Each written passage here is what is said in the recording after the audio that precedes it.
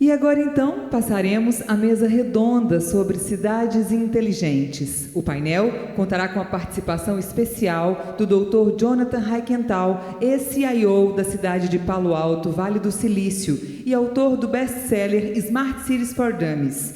Também participarão do debate o vice-presidente da FIENG e presidente da Câmara da Indústria da Construção da FIENG, o senhor Teodomiro Diniz de Camargos, o presidente da Associação Brasileira de Cimento Portland, ABCP Nacional, e do Sindicato Nacional da Indústria do Cimento, o senhor Paulo Camilo Pena. Também o CEO da ArcelorMittal, Aços Longos, Latam e Mineração Brasil e vice-presidente da FIENG, o senhor Jefferson de Paula. E o mediador da mesa redonda será o especialista em cidades inteligentes, colunista do portal UOL e autor do livro Cidade Startup, Renato de Castro.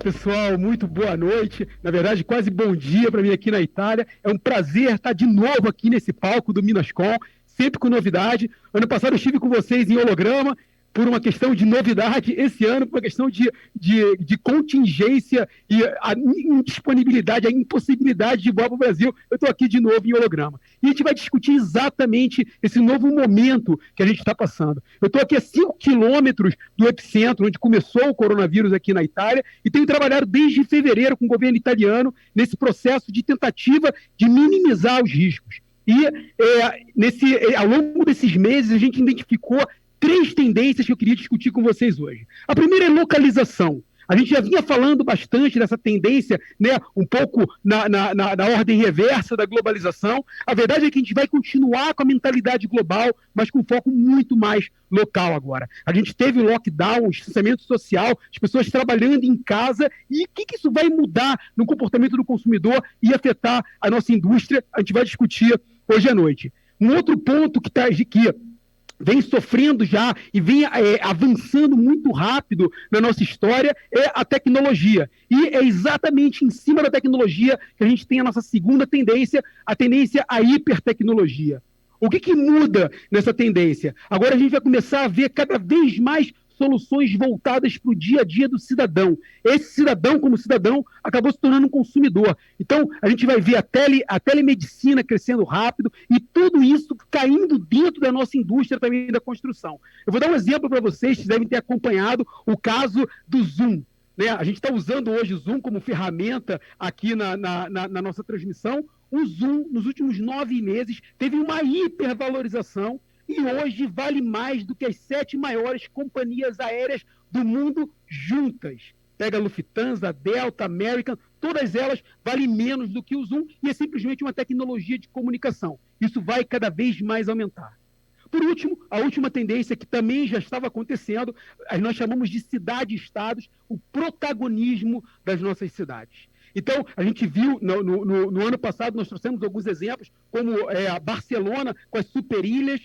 Semana passada, a prefeita de Barcelona anunciou um mega hiperinvestimento para tirar cada vez mais carros da rua e devolver essas ruas para o cidadão. Nós falamos na outra edição da inteligência de bairro, isso já está acontecendo e vai ser acelerado com a pandemia. A mesma coisa aconteceu com Paris. Anne Hidalgo, que era prefeita de Paris até a metade do ano, saiu com um plano super revolucionário e ganhou, foi reeleita com um projeto chamado A Cidade 15 Minutos. Ela quer trazer para dentro dos bairros, até 15 minutos da sua casa, a pé ou em bicicleta, todas as funcionalidades públicas que você precisa. Escola, lazer, educação, saúde, tudo para perto da sua casa. Isso vai influenciar, impactar muito a nossa indústria.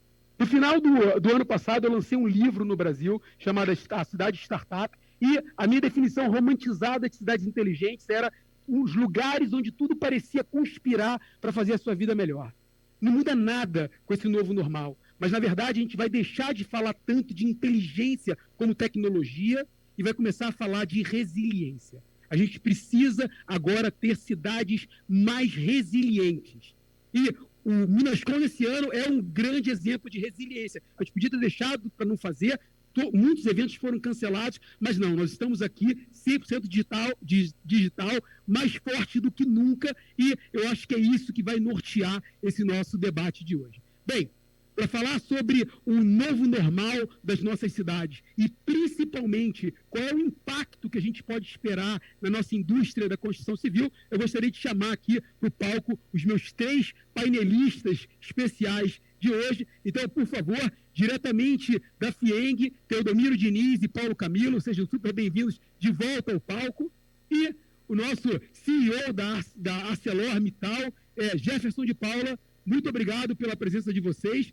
Acho que vai ser um grande debate, vai ser muito bacana. E para nortear um pouco esse nosso debate, eu convidei um amigo meu do Vale do Silício, Jonathan Heikenthal, foi CEO durante 5 anos da cidade de Paulo Alto. Eu tive o prazer de visitar ele em Paulo Alto com o Sebrae, Minas Gerais. Nós levamos um grupo de Itajubá, com o prefeito de Itajubá, escola técnica, universidade. Visitamos lá o que ele estava fazendo e ele já vinha há bastante tempo revolucionando a gestão pública, trazendo toda essa visão privada do Vale do Silício e tecnologias para dentro da gestão pública. Eu ainda estou muito em contato com o Jonathan e pedi para o Jonathan mandar um vídeo para a gente com a posição dele de como é que ele vê os impactos de curto prazo, principalmente para as nossas cidades. Então, Jonathan, please, the stage is yours. I think we have underestimated the importance of internet access to everyone.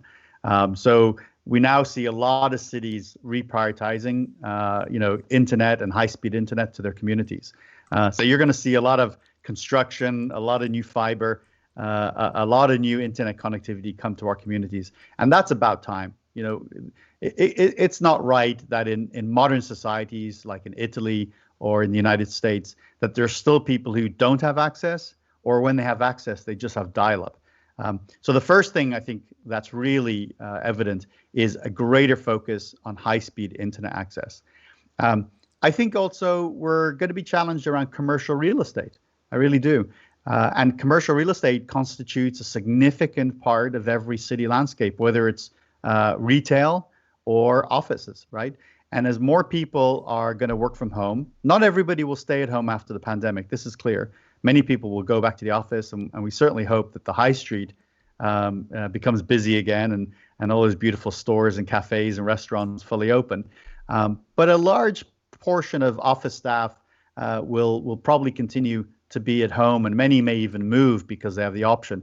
So I think real estate is going to be going through a bit of a shock, and we'll see where that goes. The third one I would say is the acceleration and increase in methods of delivery. I always like to share with folks that prior to the pandemic, I never ordered groceries to my house. I'm a traditional guy. I would walk to the grocery store, or I'd drive to a supermarket, and it's part of my routine. Well, in the early days, back in April, May, when things were really locked down here in California, we couldn't leave our homes. So for the first time, I went on the internet and I selected tomatoes and bread and butter and chicken, and said, this will be interesting. And in 2 hours, the packages were outside my door. And I said, that's fascinating. That's a very good experience. And I think a lot of people are discovering that. And so delivery in all its forms, whether it's groceries or all types of services and products, will now be increasingly delivered rather than the person going there. And that's going to change the city landscape. I mean, you got to have better curb management. There's going to be more delivery trucks. Are those delivery trucks going to block bus lanes or bicycle lanes? Are there places for delivery trucks and motorcycles and even drones to park? So we'll see that better reflected. I think the final point, and I just wanted to touch on what you said because I think that's essential, is how we think about resiliency. When people ask me, my thoughts on, cities' response to the pandemic around the world, my honest answer is we were not prepared. We were not prepared. You look like somewhere like San Francisco. Our biggest fear is earthquakes. Earthquakes is a part of life here. We're hoping we don't have a big one, but every so often I've been in several myself where things just shake a little bit, and we're prepared for it. We got our emergency systems in place. We have our processes. We have training. We're good at earthquakes. But that's not the only thing that can happen. We can have a chemical spill. We can have floods. We can have fires, which we're having, and we can have pandemics. So I think there's going to be a greater focus now, and I hope so, to really looking at all the possibilities, be better prepared. Because, truthfully, Renata, you and I have talked about this. This is not the last one. Well, a gente termina com essa frase, que é a frase, a gente está pensando agora na reconstrução e na retomada econômica, mas a gente termina com essa frase que não será a última, a gente sabe disso, a gente sempre soube disso, e a grande verdade é que cidades que estavam extremamente bem preparadas do ponto de vista de tecnologia, do ponto de vista de cidades inteligentes, altamente cotadas, como Barcelona, como Londres, como Nova York, foram cidades que sofreram muito com esse processo porque faltava resiliência. Então, para começar o nosso debate aqui, eu queria passar a palavra para o Teodomiro. Teodomiro, o primeiro ponto que o Jonathan coloca para a gente é o ponto da infraestrutura. A gente sabe que é uma estratégia governamental, vocês já comentaram isso nas palestras iniciais de vocês, nas falas iniciais, mas vai ser uma estratégia quase que de Estado, em todo o mundo, o investimento público e o incentivo ao investimento privado em infraestrutura, porque assim movimentando essa indústria, movimentando a nossa indústria da construção civil, que a gente consegue muito rápido recuperar. Como é que você vê isso do ponto de vista de infraestrutura no Brasil, Teodomiro? Veja bem, Renato, obrigado. O Jefferson já colocou algo disso. Eu acho que o Brasil tem uma infraestrutura absolutamente obsoleta, envelhecida, acabada, precisando de manutenção. Acho que os programas de PPP e de concessão deverão dar cabo a isso. Eu acho que teremos aí um grande avanço nessa área, mas também na área de infraestrutura urbana, nós estamos muito aquém. Na área de comunicação, é comum ver cidades brasileiras que têm legislação extremamente complicadas para que se tenha antenas, para que se tenha a comunicação fibra ótica, etc. Só para se ter uma ideia, aqui em Belo Horizonte existe uma grande empresa que escolheu uma via específica que ali passava a fibra ótica, o grande ramal de fibra ótica de Belo Horizonte. Há uma carência Brasil afora nessa área e a pandemia está mostrando isso com muita clareza. Nas horas de rush de comunicação, os sistemas começam a cair, as pessoas não conseguem comunicar, então isso é algo que nós vamos precisar trabalhar com muita força, sem deixar de lembrar a questão do saneamento, né? As cidades brasileiras ainda contam com um índice de resiliência baixa para a população por não ter acesso a saneamento. E aí significa baixa qualidade de saúde, baixa qualidade também da educação. Para você ter ideia, as escolas públicas não conseguiram fazer a comunicação via internet e continuar as aulas no home office. Isso é muito, muito lastimável mesmo. Os alunos públicos perderam aí um ano. Daí se mostra que a infraestrutura nessa área é muito importante. Só para dar um exemplo, né, aqui durante o nosso lockdown, nós tínhamos os veículos com prioridade na rua, ninguém podia sair na rua, mas entre a lista de veículos de prioridade estavam lá ambulâncias, carro do bombeiro, né, socorro, assistência social e principalmente os carros de telecomunicações para manter as comunicações funcionando. E a gente sabe que a gente no Brasil ainda deixa a desejar. Ainda no início, quando se fala em infraestrutura, né, Paulo? Eu vou deixar agora a palavra contigo, porque você representa a indústria do cimento. E aqui, quando se fala de infraestrutura na Itália, a Itália teve há pouco tempo um grande desastre, a ponte de Gênova caiu, vocês devem ter acompanhado aí no Brasil, finalzinho de 2018 para 2019, eles fizeram uma reconstrução super rápida, né? E essa reconstrução foi apelidada de modelo Gênova, e agora eles querem fazer toda a atualização, toda a modernização da infraestrutura logística da Itália, que está bem defasada, mas no Brasil a gente ainda tem muita coisa a construir ainda inicial, né? Não é nem fazer a renovar, é partir daquilo que não foi construído ainda. Como é que você vê essa perspectiva para a indústria do cimento, Paulo? Bom, boa tarde a todos. Em primeiro lugar, agradecer a oportunidade. A gente vê ainda a infraestrutura, como foi colocado por vários aqui, como algo absolutamente incipiente, insuficiente para as demandas do país.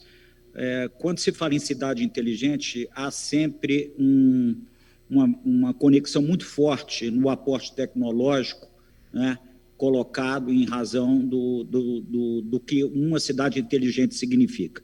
A minha indústria, a indústria de materiais, é uma indústria muito vinculada à construção da infraestrutura, muito vinculada à engenharia e à arquitetura, e a nossa preocupação diz respeito exatamente a essa incipiência, essa insuficiência que a cidade brasileira ainda detém. Apenas para lembrar, 57 milhões de residências no Brasil não têm acesso a esgoto, 24 milhões de residências no Brasil não têm água encanada, 15 milhões não têm coleta de lixo, 22 municípios das 100 maiores cidades brasileiras que detêm a capacidade de receber água potável, ou seja, nós temos um cenário absolutamente dantesco na perspectiva do saneamento. E o que a gente considera absolutamente imprescindível é focar na inovação para resolver e encaminhar os problemas básicos das cidades, como a mobilidade, a drenagem, a solução das moradias. Então, a indústria do cimento vem trabalhando muito fortemente em inovação, ela tem uma enorme capacidade de catalisação, ela consegue mobilizar um conjunto enorme de agentes econômicos que vão certamente juntos construir um cenário um pouco mais auspicioso do que efetivamente a gente tem. Apenas a título de informação, a indústria do cimento há 10 anos tinha na infraestrutura 25% do consumo do cimento. Hoje, nós temos apenas 8% do consumo de cimento destinado à infraestrutura, o que demonstra que esse arranque ainda não foi dado e precisamos fazê-lo urgentemente. Muito obrigado, Paulo. E para fechar essa primeira rodada, Jefferson, eu gostei muito do conceito de construção inteligente. Na verdade, eu tenho viajado, eu estava viajando o mundo inteiro nos últimos 4 anos, eu estou já há quase um ano parado aqui na Itália, mas eu tive há pouco tempo, ano passado, com a indústria da construção em Hong Kong, visitando, inclusive, eles são um dos nossos convidados aqui na nossa arena internacional, trazendo algumas técnicas novas, e a gente viu que está bem avançado, principalmente na Ásia, essa indústria.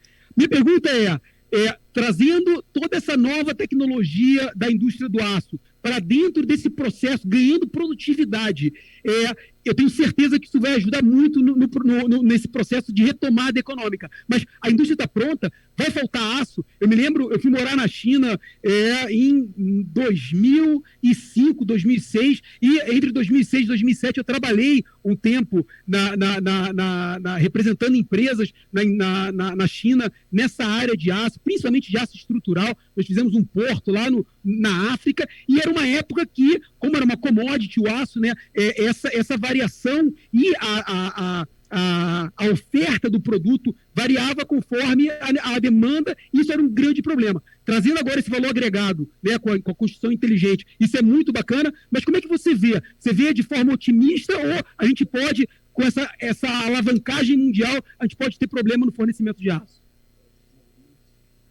Não, obrigado pela pergunta. Não, faltar aço não vai faltar. Para você ter uma ideia, o mundo hoje tem uma sobrecapacidade de aço uns falam, porque depende da China, e a China os números são meio, a gente não tem muita certeza, mas uns falam de 300 milhões, outros falam de 500 milhões de toneladas de sobrecapacidade no mundo. Para você ter uma ideia, e o último pico de venda de aço no Brasil foi em 2013.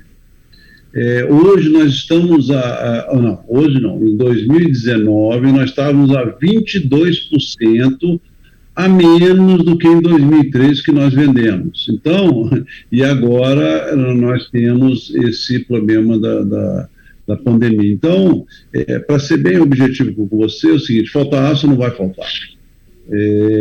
No mundo e no Brasil, né? Eu vejo assim, certamente que o mundo vinha crescendo, mas o Brasil anda de lado tem anos e anos e anos, né?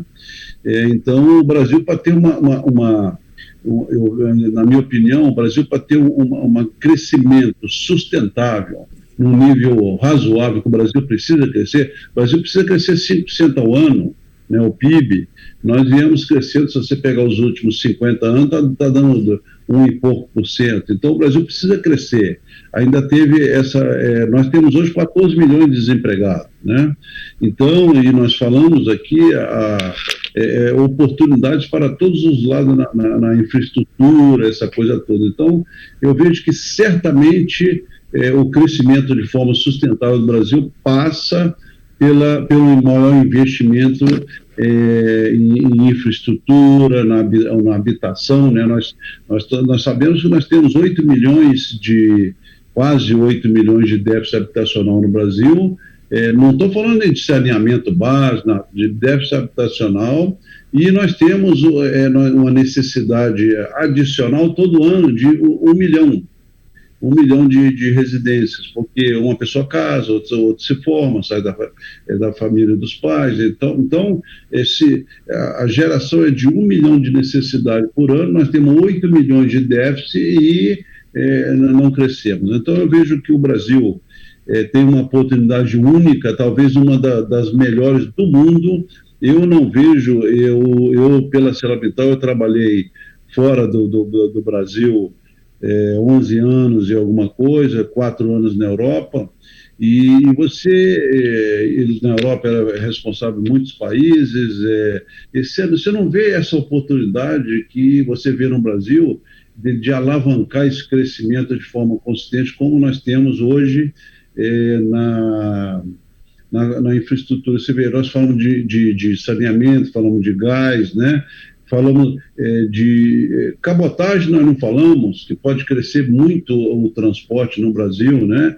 A aviação regional também muito ruim, não tem. Nós estamos falando que a pandemia vai, provavelmente, eu vejo assim, quando a gente tiver a vacina dominada, o ser humano é o ser humano. Eu acho que 80% ou 70%, não sei quanto, 60%, vai voltar ao que era o normal. O pessoal vai viajar, vai passear, etc, etc, etc. Agora, muita coisa ficou. Nós estamos fazendo hoje aqui um evento, né, que antes a gente ia todo mundo ali para o mesmo lugar, etc. Hoje nós estamos, olha só, a abrangência que nós podemos hoje pegar de pessoas. Por quê? Porque nós aprendemos alguma coisa. Então, que vai ser que nós vamos voltar da mesma forma, não vamos. Mas eu vejo que nós vamos mudar de forma alterada, mas com muitas possibilidades de crescimento enorme. Você falou da infraestrutura. Eu vejo que vai mudar, né? Vai mudar, assim, no sentido de os grandes centros talvez vão diminuir, vai ter mais as coisas mais afastadas, mas eu vejo, você falou da palavra resiliência, a resiliência da construção civil é fortíssima. Antes, um tempo atrás, era o seguinte, vamos fazer edifícios pequenos, apartamento pequeno, de 30 metros quadrados, porque o jovem gosta de morar, gosta de ir de bicicleta para o serviço, não vamos mais vender, vamos alugar. Agora já estão falando assim, não, agora o pessoal vai querer morar um pouco mais distante, mas numa casa com jardim, com piscina, etc. E a construção civil, né, o Teodomiro falou aqui, se adaptou rapidamente, inclusive durante a pandemia não parou, né, se adaptou e continuou a construção, a indústria da construção, a construção funcionando. Então eu vejo que você falou de resiliência, é fortíssima, e o caminho realmente é a infraestrutura para alavancar esse crescimento de forma sustentável no Brasil. Não tem dúvida nenhuma que tem que equipar o crescimento do Brasil passa por aí.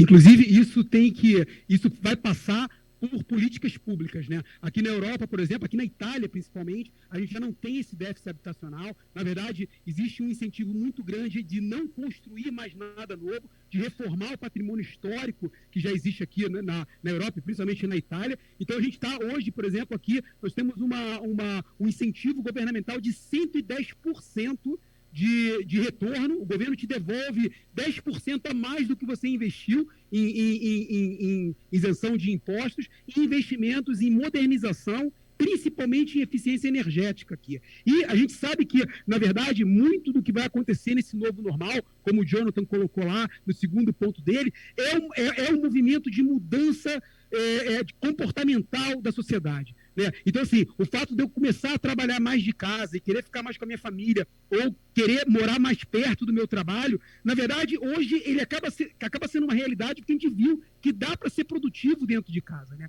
E aí ele coloca esse ponto muito importante, né? Ele acha que vai ter um impacto muito grande no setor imobiliário, principalmente na área comercial. Eu me lembro, há pouco tempo eu estive visitando até de novo com Minas Gerais, dessa vez foi com a CDL em Minas Gerais. Nós estivemos no aeroporto de Tegel, na Alemanha, em Berlim. Eles estão, o aeroporto saiu de operação, né, acabou de sair de operação, ele está sendo reestruturado, vai virar uma cidade inteligente lá, e é muito bacana, tudo sustentável. Então, o cimento que eles quebrarem, eles vão reprocessar, eles vão recircular, né, o material. E um dos pontos lá super discutidos na cidade de Berlim é o uso ou a construção de novos estacionamentos verticais. E aí eles estavam explicando para a gente que o projeto que eles têm de estacionamento vertical já é feito e aprovado para, num curto período de tempo, ser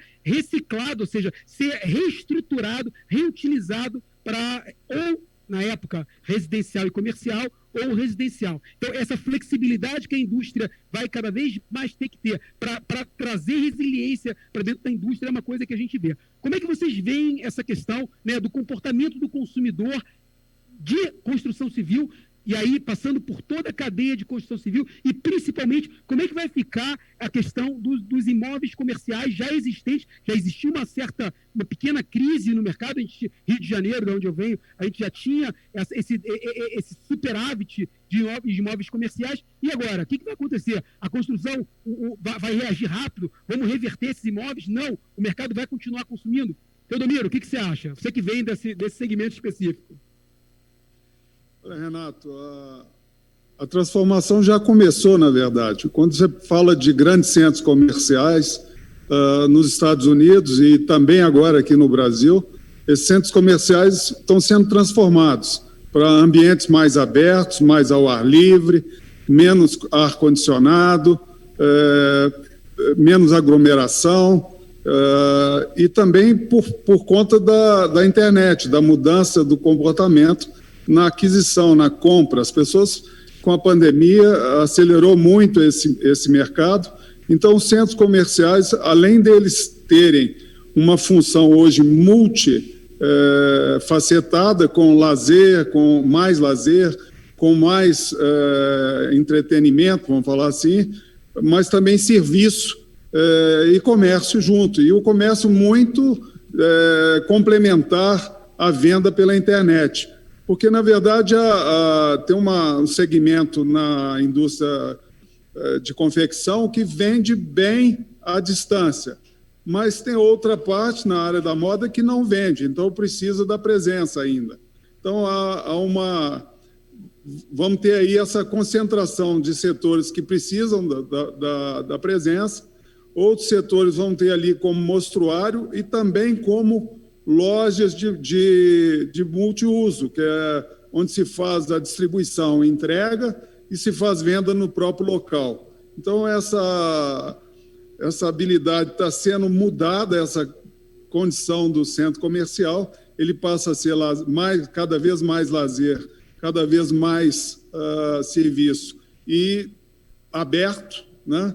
Então, isso muda a configuração. Muda a configuração também dos apartamentos, que passam a ter que ter espaço de home office, menor possível, às vezes, dentro de pequenos apartamentos, mobílias especiais, né? Então, muda aí a indústria dos móveis, muda também o desejo de mudar de habitação, de ir para uma habitação melhor, maior, que tenha espaços livres, ao ar livre.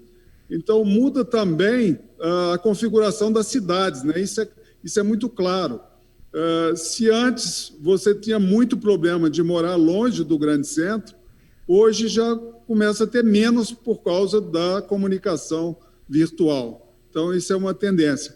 E a tendência muito forte que já existia de transformação das nossas cidades em bairros inteligentes, bairros completos, bairros onde se tem tudo que a pessoa não precisa sair, fica mais fortalecido agora e mais induzido. Inclusive, tudo isso se baseia muito do não transporte, né? A tecnologia do não transporte é a ideal hoje para se alargar a capacidade das vias nas cidades. Se as pessoas se diminuir o trânsito de pessoas através dessa tecnologia urbana, de bairros inteligentes, e também através dos serviços via internet, nós vamos ter o espaço necessário para os transportes de carga dentro das cidades, e é o que se tende a ter. Então, eu acho que muitas transformações virão em todas as áreas urbanas. E também, evidentemente, até ao longo das vias, das estradas, isso tem significado alteração da forma de prestar serviço. Isso me leva a pensar, né, a terceira colocação do Jonathan em relação a, como o Teodomiro já comentou, o crescimento do e-commerce e a consequente necessidade da entrega, né, disso que foi comprado online. Eu estava vendo os números semana passada da China. A China tem um feriado muito famoso chamado Dia dos Solteiros. Né? A gente tem dia dos namorados, a China tem dia dos solteiros.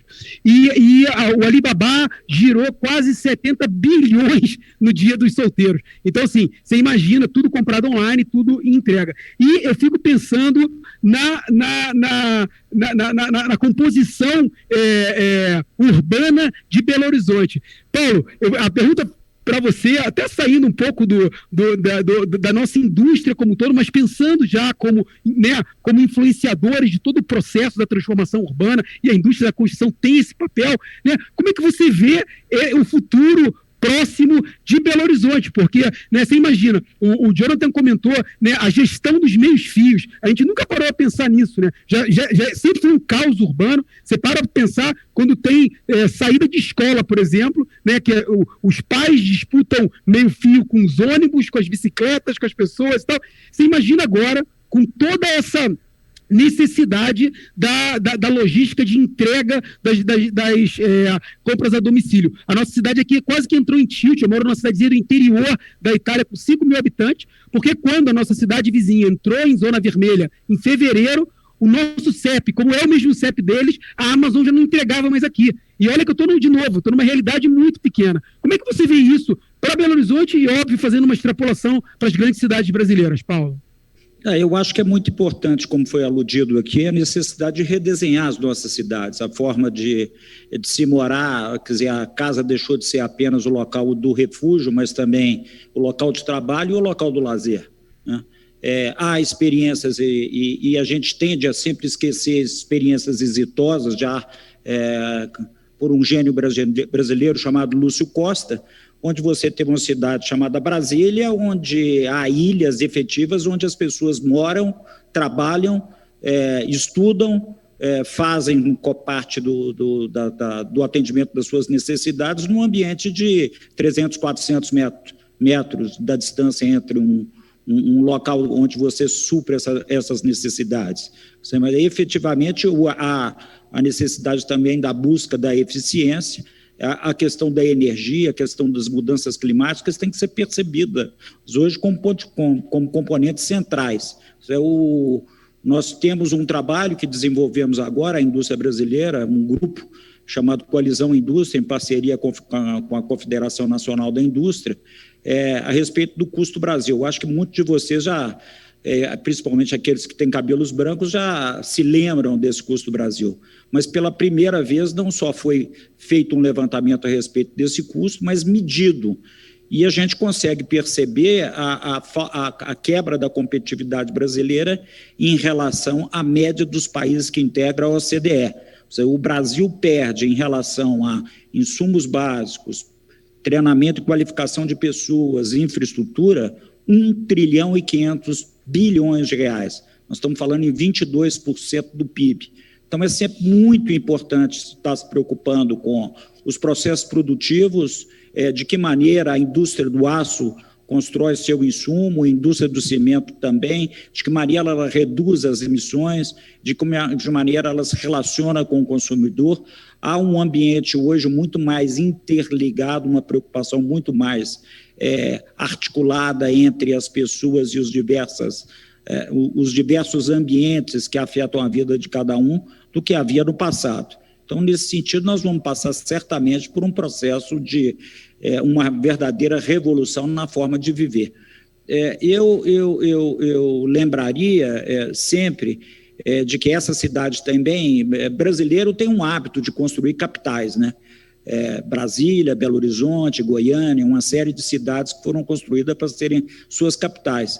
Eu acho que está na hora também da gente rever a forma dessa abordagem, dessa forma de viver, incorporando o que há de mais novo em termos de tecnologia, geração distribuída que diz respeito à energia, a capacidade de você fazer o estudo à distância, a incorporação de tecnologias que realmente evitem essa mobilidade.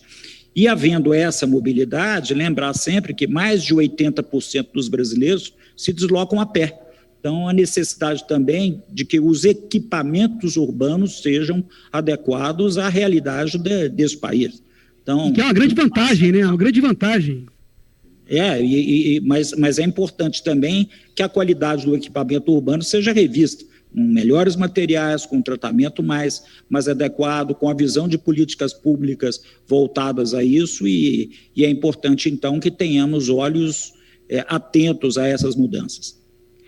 Pegando até o gancho, né, em você, Paulo, eu me lembro de um projeto que eu vi em Hong Kong, que é uma referência mundial, que foi até copiado depois na Colômbia, né? Em Hong Kong tem um relevo bem parecido com Belo Horizonte, e você tem um bairro lá que ele é servido por escadas rolantes, né? Então você tem 800 metros de escada rolante, a escada rolante é o meio de transporte público lá, você não paga para usar, e mais, você tem a ida, né? Você sobe a escada rolante, ela não desce, você só sobe, e a descida é em escada normal, e quando você desce 2 vezes por dia, né? Então você foi trabalhar, você desceu caminhando e depois você voltou pela escada rolante. Até 2 vezes por dia você pode passar na maquininha de crédito do cartão de transporte e você ganha um crédito. Quando você passa por lá, você ganha um crédito. Então muitas cidades têm investido bastante no mundo inteiro, né? Cidades caminháveis, isso dá um retorno enorme, inclusive, de economia na parte de saúde.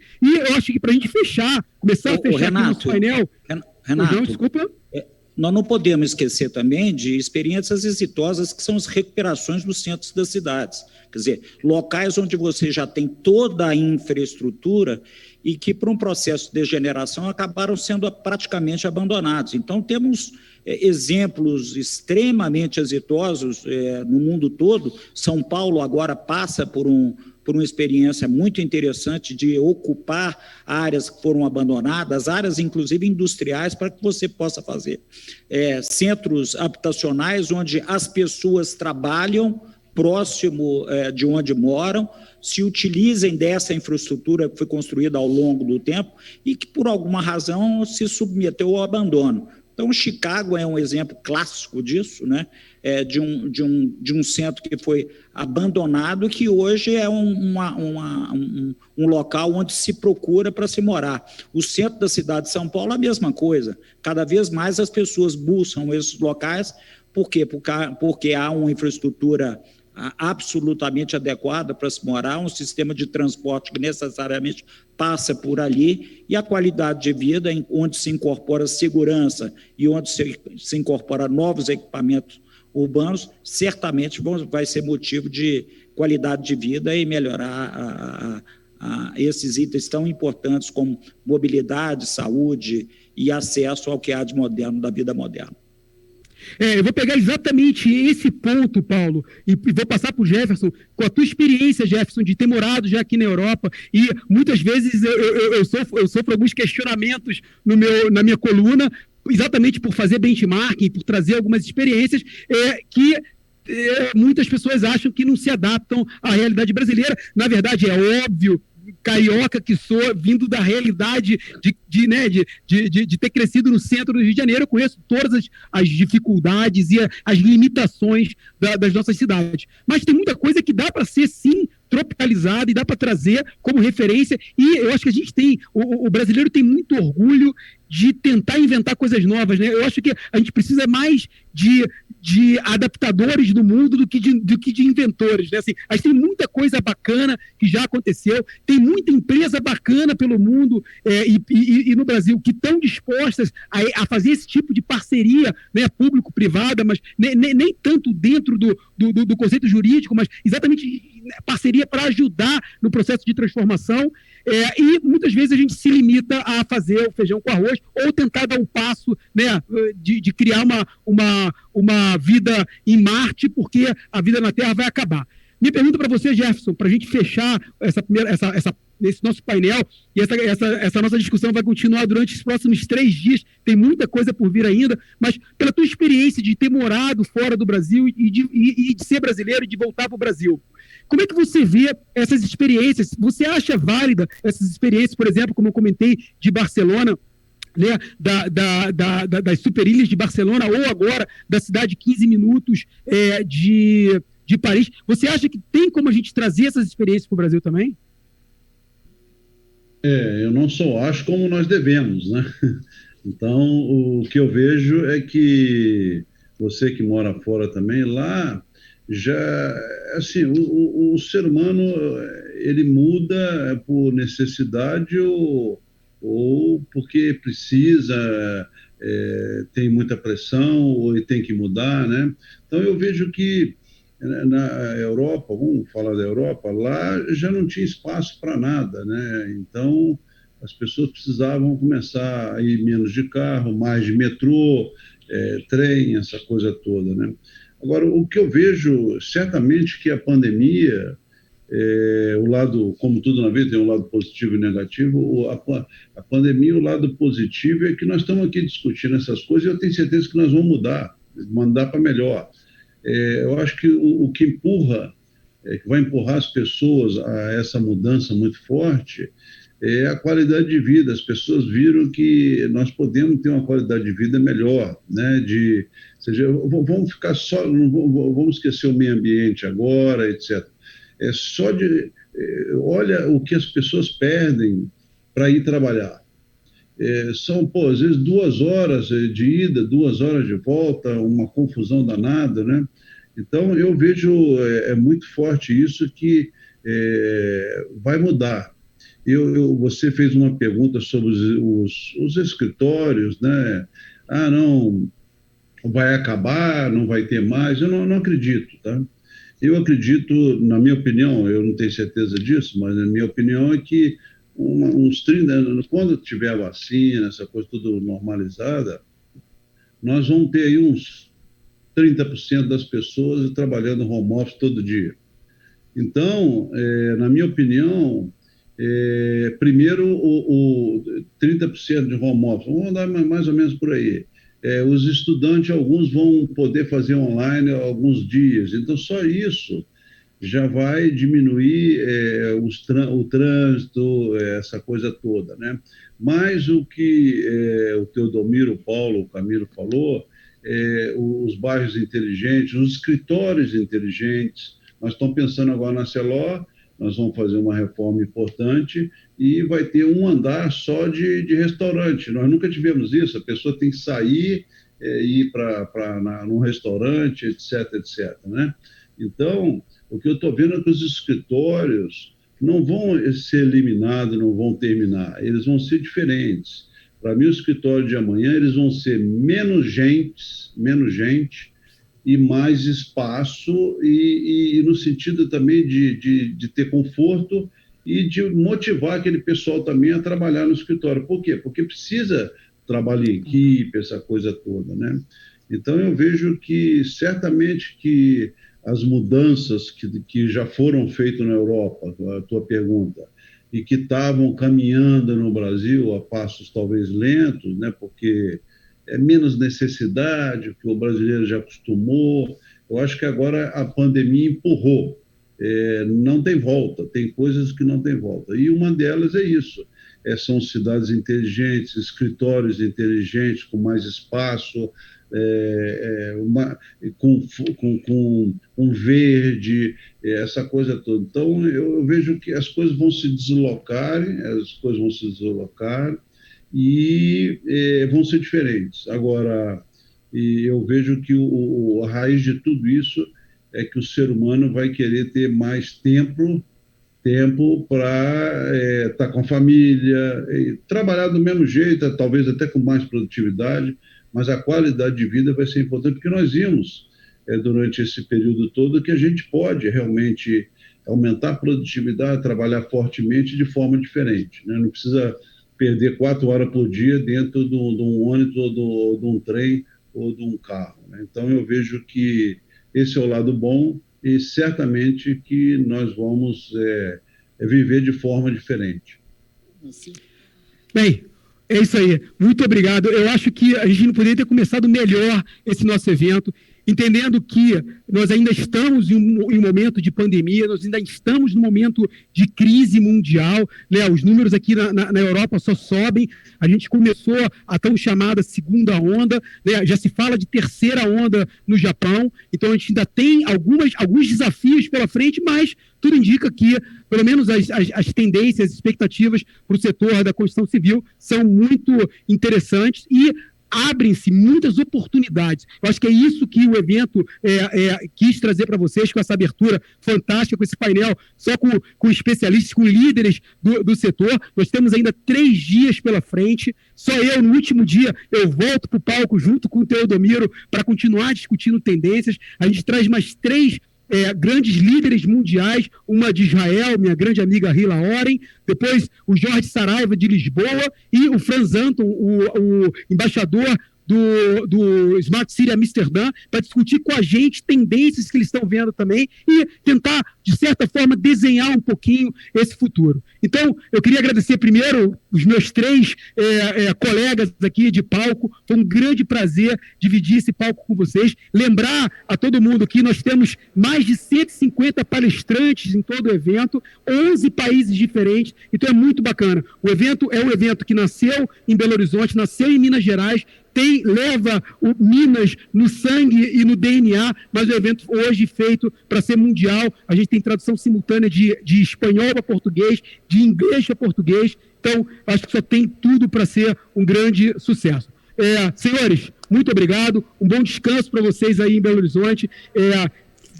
fiquem em casa e se protejam, porque a gente ainda precisa dar esse exemplo, a indústria da construção precisa dar o exemplo ainda para o mundo, que ainda tem, até que chegue a vacina, tem bastante estrada pela frente. Teodomiro e Paulo e Jefferson, se quiserem dar as últimas palavras, palco é de vocês. Só agradecer a você, Renato, agradecer também ao Jefferson, ao Paulo Camilo, e dizer que nós temos realmente muita coisa ainda para conversar nesses 4 dias, nos próximos 3 dias, e tenho certeza que os palestrantes que estão vindo são da melhor qualidade. Muito obrigado, boa noite a todos.